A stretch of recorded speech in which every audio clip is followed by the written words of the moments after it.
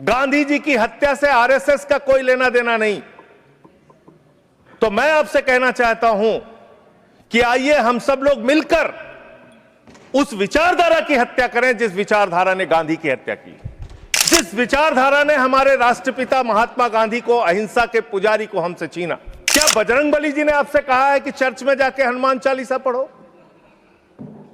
क्या भगवान श्री राम ने आपसे कहा है कि मस्जिद के सामने जाके रामचरितमानस का पाठ करो? वतन ही ना होगा तो क्या बांटिएगा? ये कब तक मजहबी नशा बांटिएगा? ये मंदिर, ये मस्जिद, शिवालय की जिद में वतन ही ना होगा तो क्या बांटिएगा? पूरी दुनिया में आप ऐसे विश्वगुरु बनेंगे? नफरत की राजनीति को पहले मारना होगा और आपकी नफरत की राजनीति रुक नहीं रही है। अभी आप एक बिल लेके आए, उस बिल के बारे में सुप्रीम कोर्ट ने कह के रोक लगा दिया कि यह बिल तो अस्पष्ट है, इसमें कोई स्पष्टता नहीं है इस बिल में। आप क्यों ऐसा बिल लेके आए जिसके कारण से पूरे देश का माहौल खराब हुआ? आपकी मातृ संस्था आरएसएस, वहां तो 100 साल तक आज तक एक भी दलित, पिछड़ा और आदिवासी आरएसएस का प्रमुख नहीं बना। यह सच्चाई है आपकी। इस देश के अंदर विश्वविद्यालयों में आरक्षण को खत्म किया है, यह सच्चाई है मान्यवर। इसका मतलब दलित, पिछड़ा और आदिवासी बीसी बनने योग्य नहीं है, यह आपकी मानसिकता है। मणिकर्णिका घाट को तोड़ा गया मान्यवर, मणि को तोड़ दिया गया, माता अहिल्याबाई होलकर जी की प्रतिमा को तोड़ दिया गया। 2047 में कौन सत्ता में रहेगा नहीं रहेगा, लेकिन आप ऐसा सब्जबाग दिखाते हैं कि आप 2047 में आप विकसित भारत बना देंगे। कैसे विकसित भारत बनाएंगे? शिक्षा का बजट आप रखेंगे 2%, स्वास्थ्य का बजट आप रखेंगे 2%, यानी कि अशिक्षित भारत और विकसित भारत कैसे होगा? आपने किसानी के लिए, एग्रीकल्चर के लिए जो बजट रखा उसको घटा दिया। आप कितने बड़े धर्म के ठेकेदार हैं? आप देखिए कि आप शंकराचार्य जी को तहसीलदार के माध्यम से चिट्ठी भेज रहे हैं, कह रहे हैं बताओ आप शंकराचार्य हो कि नहीं हो। अभी तक 12 साल में अपनी डिग्री नहीं दिखा पाए, वो शंकराचार्य से शंकराचार्य होने का प्रमाण मांग रहे हैं। सरकार और भारत के प्रधानमंत्री बार बार इस बात को कहते हैं, लेकिन इस देश के अंदर जो घटित हो रहा है वो बहुत विचलित करने वाला है मान्यवर। अभी दिग्विजय सिंह जी ने जिक्र किया कि 30 जनवरी को हम लोगों ने राष्ट्रपिता महात्मा गांधी जी की पुण्यतिथि मनाई और उस दिन तमाम वीडियो, उनके पुराने वीडियो, पुराने स्पीचेस, पुराने तमाम उनकी बातें सोशल मीडिया पे वायरल हुई मान्यवर। और उसी बीच एक तस्वीर वायरल हुई। वो तस्वीर थी उन हत्यारों की जो अदालत में बैठ के हंस रहे थे, उस जमाने की तस्वीर, जिसमें नाथूराम गोडसे भी था और उसके साथ तमाम और लोग थे, हंस रहे थे, उनके मन में कोई चिंता नहीं थी। आप कह रहे हैं गांधी जी की हत्या से आरएसएस का कोई लेना देना नहीं। तो मैं आपसे कहना चाहता हूं कि आइए हम सब लोग मिलकर उस विचारधारा की हत्या करें जिस विचारधारा ने गांधी की हत्या की, उस विचारधारा की हत्या करें मानव, जिस विचारधारा ने हमारे राष्ट्रपिता महात्मा गांधी को, अहिंसा के पुजारी को हमसे छीना। लेकिन दुर्भाग्य से ऐसा नहीं हो रहा है। देश में तमाम घटनाएं हो रही हैं। पिछले दिनों बरेली में एक चर्च के सामने हंगामा किया गया, हनुमान चालीसा पढ़ा गया। लखनऊ के अंदर एक चर्च के सामने, वहां पर हंगामा किया गया, हनुमान चालीसा पढ़ा गया। क्या बजरंगबली जी ने आपसे कहा है कि चर्च में जाके हनुमान चालीसा पढ़ो?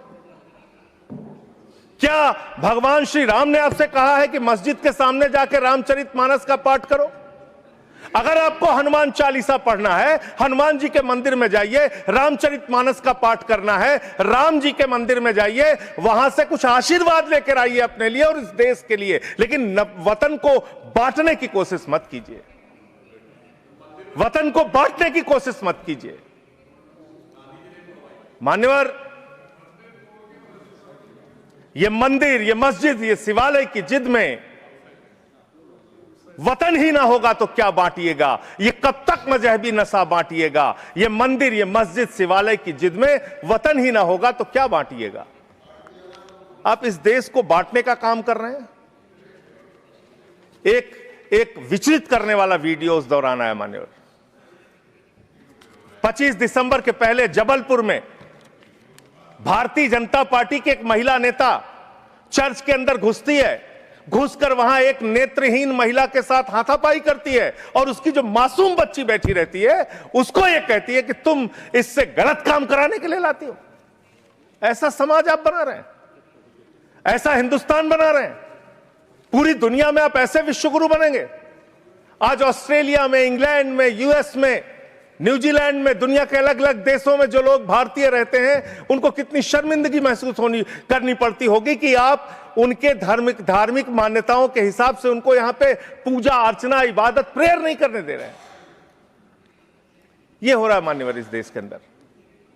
इसलिए नफरत की राजनीति को पहले मारना होगा और आपकी नफरत की राजनीति रुक नहीं रही है, वो असीमित है, उसकी कोई सीमा नहीं है।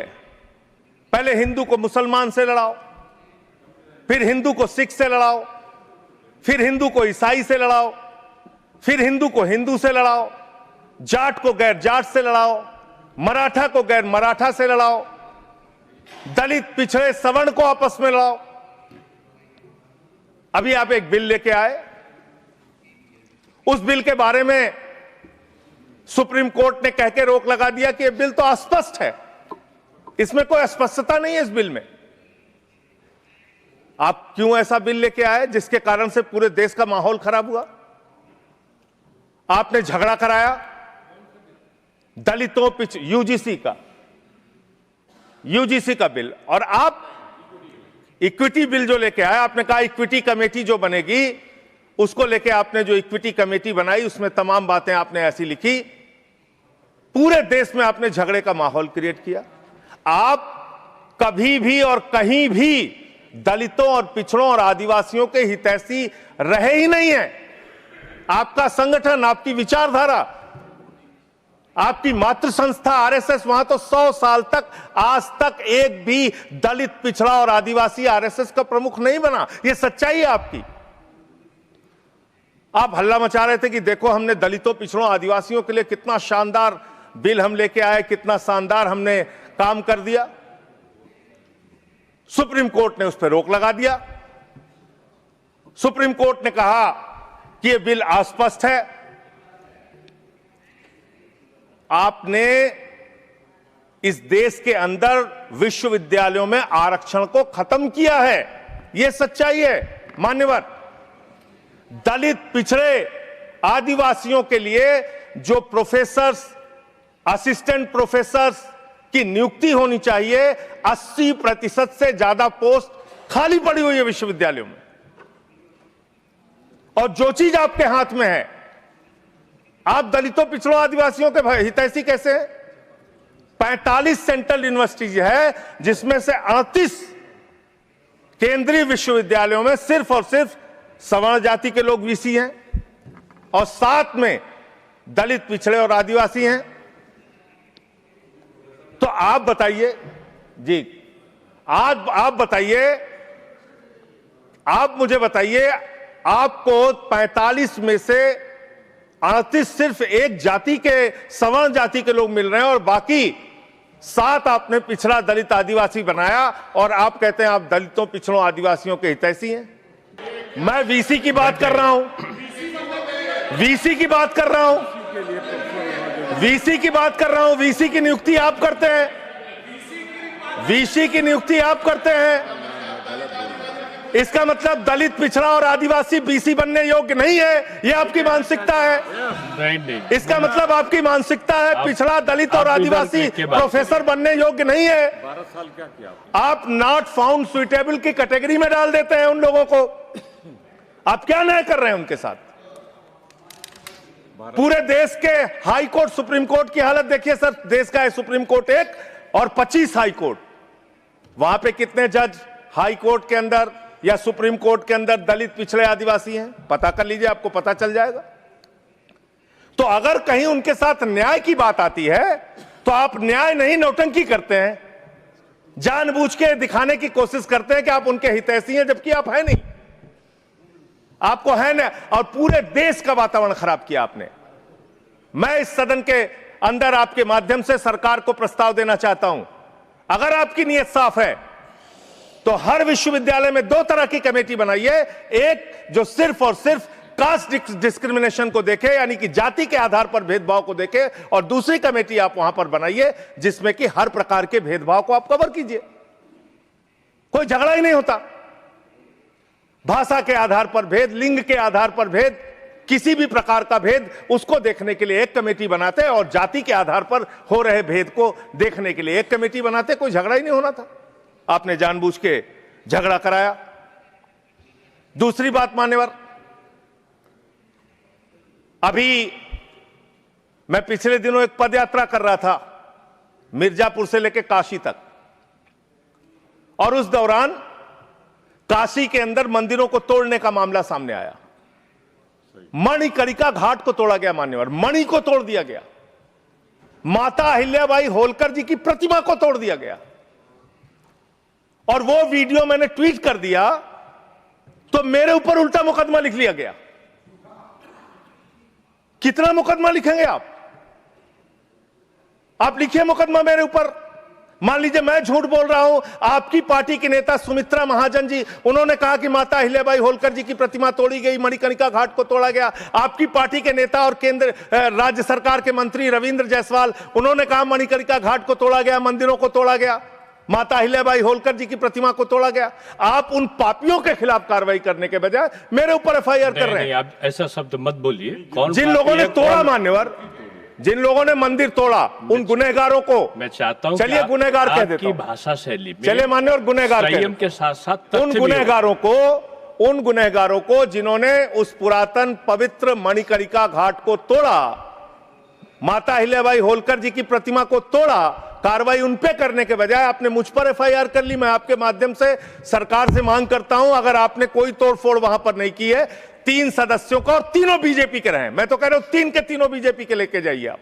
3 सदस्य भेजिए बीजेपी के संसदीय दल के, और वहां पर दिखाइए कि माता अहिल्याबाई होलकर की प्रतिमा है, वहां दिखाइए मणिकर्णिका घाट को नहीं तोड़ा गया है, और फिर जो कार्रवाई आप मेरे ऊपर करना चाहें कीजिए।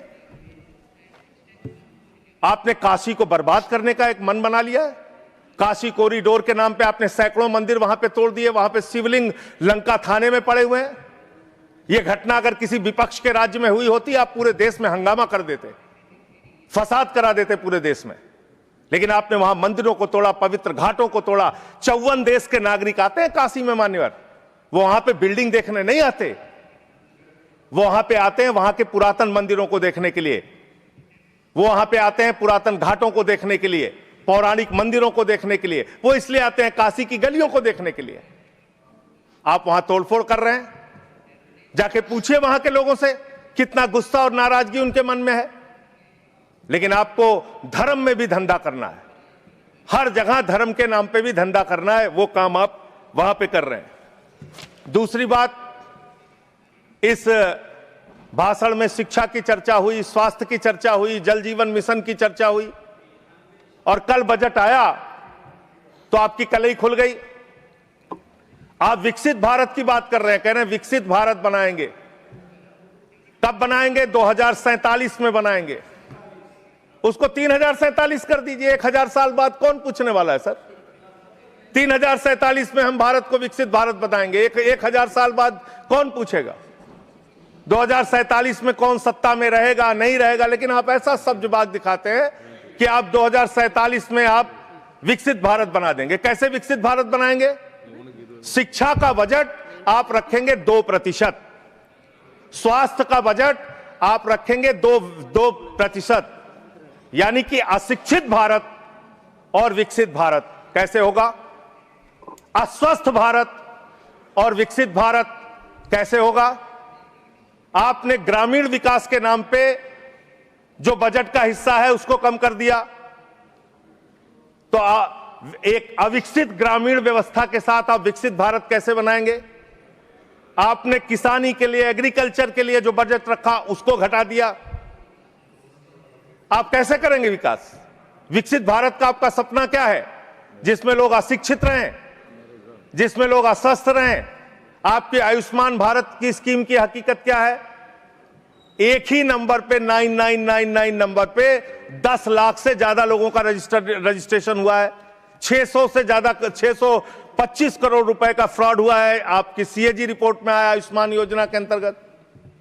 आपने जी राम जी योजना लागू की, उसमें आप कह रहे हैं हम 125 दिन रोजगार देंगे, और बजट में जो निर्धारण कर रहे हैं वो 125 दिन रोजगार देने के हिसाब से आप बजट का निर्धारण नहीं कर रहे हैं। इसका मतलब आपकी ये घोषणा है। पिछले साल आपने कहा कि अप्रेंटिस योजना हम पूरे देश में ला रहे हैं नौजवानों के लिए। अप्रेंटिस योजना में जो पैसा आपने सरकार की ओर से निर्धारित किया उसमें 95% कटौती कर ली। तो आप प्रशिक्षण नहीं दे सकते, रोजगार तो बहुत दूर की बात है। यह काम आपने किया। दूसरी बात, माघ मेला हुआ, बड़ी उसकी चर्चा हुई। आप हमेशा चर्चा करते हैं, महाकुंभ के बारे में चर्चा करते हैं, माघ मेला के बारे में चर्चा करते हैं, लेकिन वहां बड़ी एक अप्रिय घटना हुई मान्यवर, बहुत ही दुखद घटना हुई। शंकराचार्य जी परम पूज्य अवमुक्तेश्वरानंद जी जा रहे थे स्नान करने के लिए। उनको प्रशासन के द्वारा उनको रोका गया। उनके शिष्यों को, उनके बटुकों को चोटी पकड़ पकड़ के घसीट घसीट के मारा गया उनको। और इतना ही नहीं, उनकी एक मांग थी कि अगर प्रशासन या सरकार मुझसे वार्ता कर ले और अपनी गलती मान ले तो मैं स्नान करूंगा। ना उनसे किसी ने माफी मांगी और ना ही वो स्नान कर पाए। बिना स्नान किए शंकराचार्य जी वहां से चले गए। और भी शर्मनाक बात यह है, आप कितने बड़े धर्म के ठेकेदार हैं। आप देखिए कि आप शंकराचार्य जी को तहसीलदार के माध्यम से चिट्ठी भेज रहे हैं, कह रहे हैं बताओ आप शंकराचार्य हो कि नहीं हो। अरावली पर्वत को साबित करना है, बताओ तुम अरावली पर्वत हो कि नहीं हो। दिल्ली की जहरीली हवाओं को साबित करना है, बताओ हवाओं तुम जहरीली हो कि नहीं हो। इस देश के मतदाताओं को साबित करना है, बताओ तुम भारत के नागरिक हो कि नहीं हो। और शंकराचार्य जी को साबित करना है, बताओ आप शंकराचार्य हो कि नहीं हो। जो लोग अभी तक 12 साल में अपनी डिग्री नहीं दिखा पाए, वो शंकराचार्य से शंकराचार्य होने का प्रमाण मांग रहे हैं। यह है आपकी धार्मिक ठेकेदारी। इस तरह से आप धर्म की ठेकेदारी करना चाहते हैं तो देश के अंदर नफरत फैलाकर जो आप राजनीति कर रहे हैं, लोगों के हक को मार के जो आप राजनीति कर रहे हैं, इसका कोई बहुत देश के विकास, कम से कम विकसित भारत आपकी इस विचारधारा, इस सोच से तो नहीं बन सकता। विकसित भारत के लिए यह विचारधारा आपकी काम नहीं करेगी। नफरत फैलाओ और राज करो की, अंग्रेजों की जो विचारधारा थी, बांटो और राज करो की जो विचारधारा थी, उससे नहीं बन सकता। मान्यवर, बात कर लें विदेश नीति की। विश्व गुरु बनने की बात करते हैं प्रधानमंत्री जी, पूरे दुनिया में उनका डंका पीटा जा रहा है। हमने देखा किस तरह से अमेरिका से भारतीयों को हाथ में हथकड़ी, पैरों में बेड़ी बांध के अमृतसर पहुंचाया गया।